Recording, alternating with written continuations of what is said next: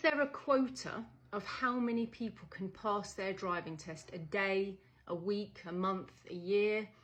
And is it going to affect you if you go to your driving test? So I'm just making a cup of coffee and I thought I'd give you a story time about this. Okay, so lots and lots of people believe that there is a driving quota. Oh, you know, the driving examiner had met his quota, and because I had my test the last in the day, it was more likely that I was going to fail because, you know, they'd probably passed people in the daytime, and then because I was the last person, you know, I wasn't allowed to pass or something like that. Or I had it at the end of the week on the Friday, and yeah, I reckon my drive was amazing and there was too many passes and I failed. Or this month it was the end of the month, or it's near Christmas. Yeah. Now, I don't believe in the quota, but I do have stuff to say about the overall pass rates in this video. Okay. This is the story that I'm going to tell you so you understand why I don't believe in the quota. I think it's a very convenient way for people to pass blame when they have failed their driving test, because they can't self-reflect and be honest about what has really happened. Now, I understand that there are some times which seems unfair, and okay, you know, I have heard stories about my students failing and I'm like, oh, that does sound a bit unfair. I wasn't there. I'd like to see what happened. Maybe I should sit in the back of your exam. So yes, that can happen and it does sound unfair, but I would say a lot of the time, I think talking about the quota to your friends and family, I failed because of the quota, I think it's a convenient way to pass the blame that because you failed, it's somebody else's fault. Okay. So let me tell you this story about when I went to a pub with my husband. Right. Let me just get the milk. Right. I went to the pub and I sat in a outside garden, and it was lovely weather in an English pub, right? And sorry, dropped the milk. Right, where was I? So yeah, we were in the English pub, really beautiful day outside, and we were having our drink, and we sat next to this couple, okay? And they were typical Harley Davidson people, right? They had beautiful, huge Harley Davidsons, yeah? Proper expensive, yeah. They themselves, big leather jackets, piercings and tattoos all over their face, properly stereotypical Harley Davidson people, right? So that's who we're speaking to, okay? And they were really nice to us, got no issue with that, it's fine, right? But anyway, so the woman turns around and she goes, and we were just chatting away, having a nice time. And she just turns around and she goes, oh, what do you do, or whatever. And we just said, we're driving instructors. And she went, oh, driving instructors. When I did my first driving test, I failed because of the quota. And me and my husband were like, okay, because like we just don't believe in the quota, right? So we're listening to the story. Now, her story, bearing in mind that she's covered in tattoos, yeah, and piercings and all the rest of it. So this is it's lovely, but probably quite strong-willed, yeah? Anyway, so this woman turns around and goes that she said that she had an amazing driving test. It was absolutely immaculate and she drove like a legend, which is lovely. But when she got back to the test centre, the examiner said, look, love, I'm really sorry. Like, it was absolutely flipping brilliant. Yeah, you're some kind of god. But I've hit my quota. And I'm really sorry to tell you that because I've hit my quota, I can't pass you today.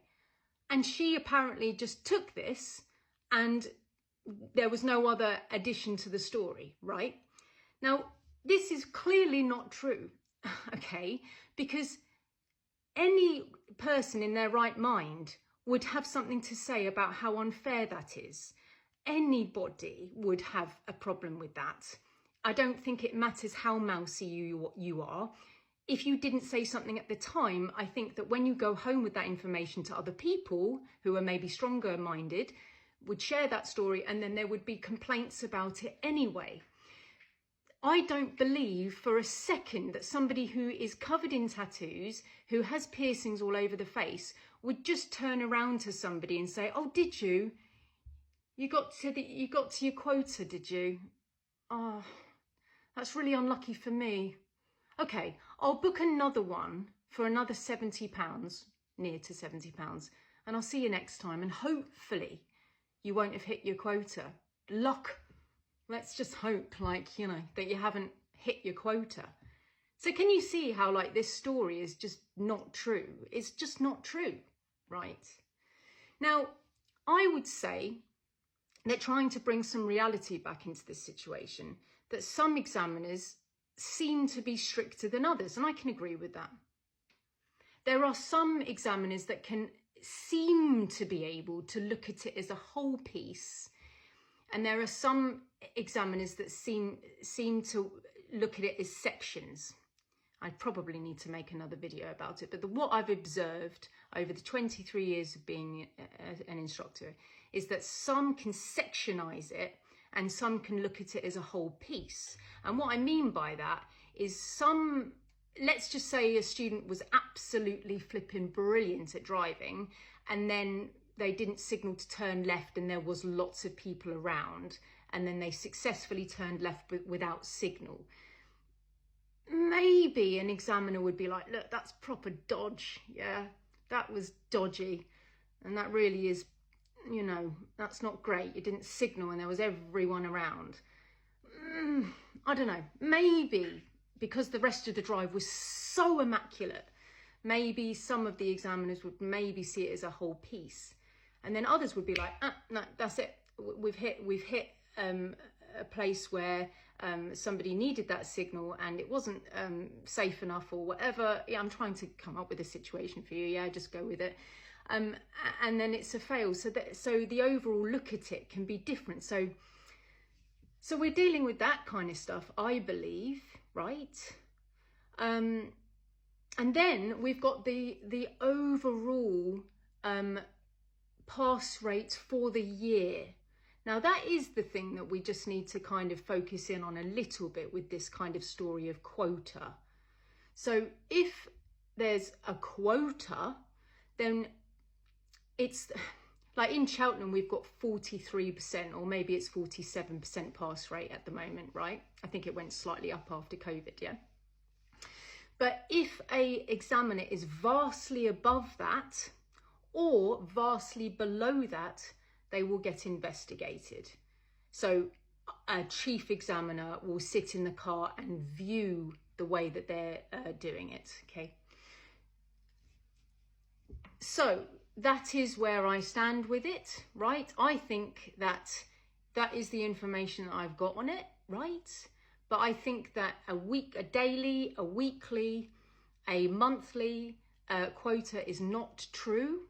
I think that a yearly thing is looked at, how many people are passing, is the examiner being too nice and passing lots of people, and that could be bad for the road because they're letting on too many people on the road and it can be dangerous. Or are they being too strict? Yeah, and they need to be investigated for over strictness. Yeah, so that's where I stand with that. But I don't think that there is a quota on it because of the Harley Davidson people. And I think over the years of understanding and sitting in driving tests, the student's opinion of the way that they failed is sometimes vastly different if it has been seen by an instructor. Like sometimes I've seen people fail and then they've gone away and then their friend has come into the car and then told me why their friend failed, which I saw, and the story's different to what really happened. So you do need to be careful about Chinese whispers. It may not be true what your friend says, and it may not be a malicious thing that they're trying to do. They just might not see it in the right way, or they may be protecting themselves from something that they find embarrassing. I've had to hold stories and lies for people before. One person in particular stopped at a green light and she just couldn't face that. So she developed a reason of her fail, and then I had to tell all her friends that that was the way that she failed instead of the real reason, which was stopping at a green light. So be careful about what you listen to. Make sure that you talk to a professional about it, and know that it's circumstantial to the situation. What hazards were around at the time. Your friend may pass for something that you did and you failed for because of the circumstances to the situation. was there any danger about? No, not on this occasion. So you pass, but your friend did the same thing and they fail for it. Yeah, that's where I stand with the quota. I hope that that has helped people. That's how I personally believe it to be. All right, guys, so I hope that bit of information helps you if you're worried about the quota and, well, not the quota, the quota, which I don't believe in. All right, I hope it helps.